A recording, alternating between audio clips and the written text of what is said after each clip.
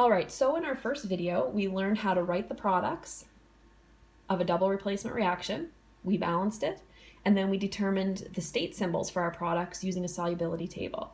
These are the steps that we used to solve, or not to solve, but to do that question. So you may want to pause the video right now and write down these steps. I'm going to move on, but if you pause it and write it, then you'll have it in your notes, or take a screenshot. So the second example we're going to do is we have aqueous sodium chloride with aqueous calcium nitrate. If you want to pause the video right now and try it yourself, then you can restart the video and see if you did it right. That would be a good choice. But I'm going to go through the answer right now. So remember, the first thing that we have to do is look up our ions. So we're going to have sodium, chloride, calcium, and nitrate. So all of these were found on the periodic table or on the list of polyatomic ions on the back of the periodic table. So our first reactant is going to be NaCl. We only need one of each, and it's aqueous. Our second reactant, we have +2 and -1. And again, it already tells us that it's aqueous. So to write our products, we need to take our positive and negative ions from the opposite reactants. So positive Na, a negative NO3, we're going to get NaNO3. We don't know what the state symbol is yet. We'll check that in a few minutes. And then we are going to have Ca and Cl. So calcium is a +2, chloride is a -1, so our formula for calcium chloride is going to be CaCl2. And again, we don't know our state symbol yet, so we'll hold off on that. After we write our products using the correct formula, now we have to balance it. So we can see that there's 2 nitrates here, 1 nitrate here. There are 2 chlorides here, there's only 1 chloride here. Now we have 2 sodiums and 1 calcium, so it's balanced. So we always write our products correctly using the charges. Then we balance the whole equation to make sure we're following the law of conservation of mass. Lastly, we need to look and we need to figure out what our state symbols are here. So we go to our solubility table. Sodium nitrate is the first one. So if we come down to sodium, nitrate is aqueous. Our other product, while we're here, is calcium chloride. So calcium, if we go over to chloride, is also aqueous. So both of our products in this question are aqueous.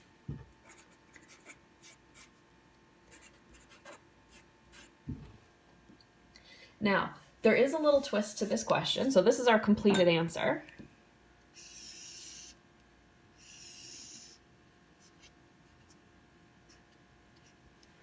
Okay, but there's a little twist here.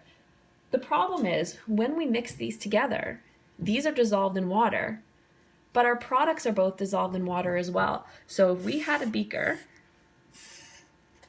and we dumped in our sodium chloride and we dumped in our calcium nitrate, we would just have a clear solution.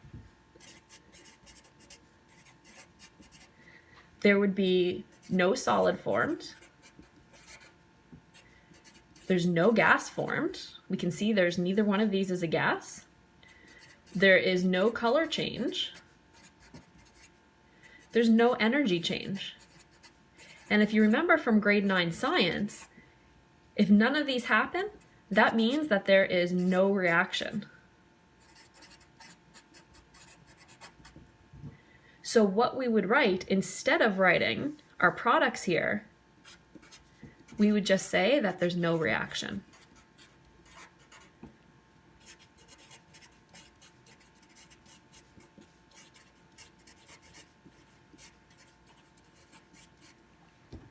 Okay, so now that was an awful lot of work just to come to the conclusion that there was no reaction.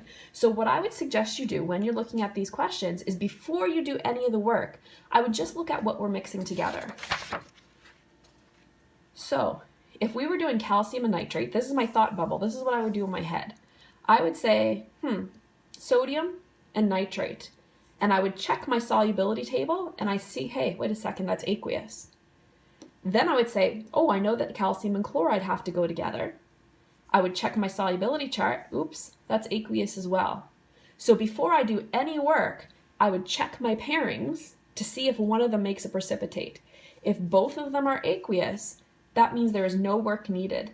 And what I have here at the top is all I would have to see on your page.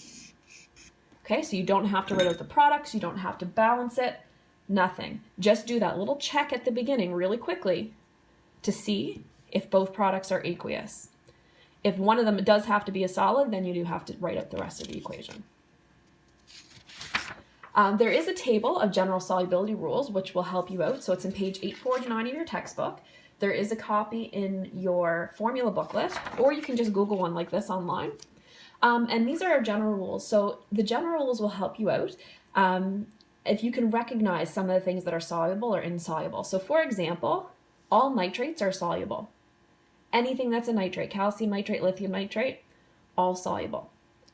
Another one is anything that has sodium, potassium, or ammonium, those are all soluble. So anytime you see any of those, they're going to be soluble. Sulfates, pretty much all sulfates are soluble except barium, lead-2, calcium, and strontium. So take a look at these solubility rules, the general rules. Those will help you out so you don't have to go to your big solubility table every time. So let's do one last question. Now this one has a little bit of a trick to it.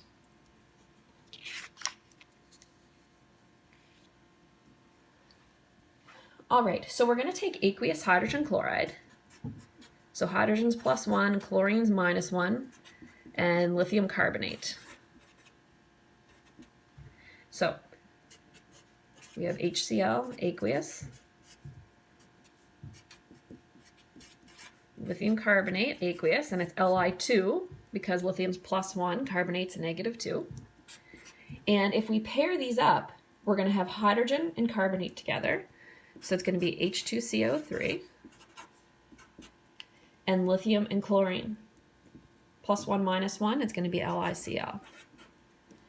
If we balance, so there's our two products. If we balance it, we have 2 lithiums. We now have 2 chlorines, 2 hydrogens, and then 1 carbonate. So it's balanced. So we've written our products, we've balanced. Now we need to look at our state symbols. So from our solubility table, I can see that LiCl is aqueous. H2CO3 is also going to be aqueous. Now, it seems like that this would be a reaction where we would say, oh, there's no reaction because both products are aqueous, but there is a little trick. What you need to watch for is H2CO3. H2CO3 is actually carbonic acid. That's the acid that you would find in your pop. So this acid is dissolved in pop, but it's only dissolved in there under pressure.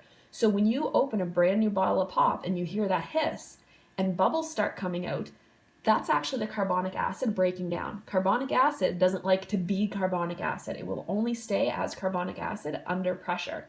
Once you take the pressure off, it actually decomposes into water, which is a liquid, and it decomposes into carbon dioxide gas. So this carbon dioxide gas, those are the bubbles that you would see. So instead of writing H2CO3, we would say that there are 2 HCl, a lithium carbonate, water, carbon dioxide, and 2 lithium chloride. Okay, so this, we don't write H2CO3 because that will just fall apart. It might form very quickly, but then it decomposes. This is what we write in our final answer. So keep an eye out for H2CO3. This comes apart. And remember, in grade 9, when you learned about ways to tell if a reaction happened, if you see a gas form. So if you were doing this reaction in the lab, if you put some HCl with lithium carbonate, You mix it together, you're going to get a whole bunch of bubbles forming, just like you would see in pop.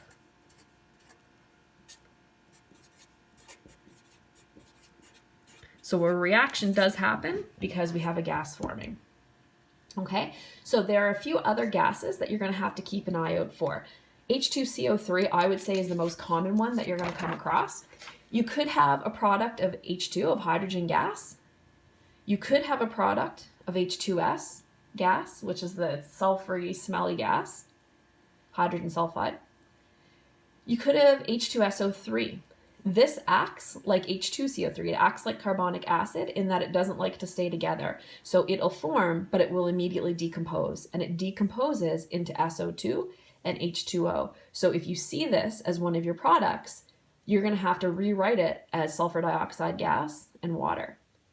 There's our H2CO3. I have a little star here because that's probably our most common one that you will see. And then we have carbon dioxide and water, which it breaks into. And ammonium hydroxide will do the same thing. It might form for a second, but then it will decompose into ammonia gas and water. So these all form gaseous products. So keep an eye out for them while you're doing your work. And that's it. Thank you for listening.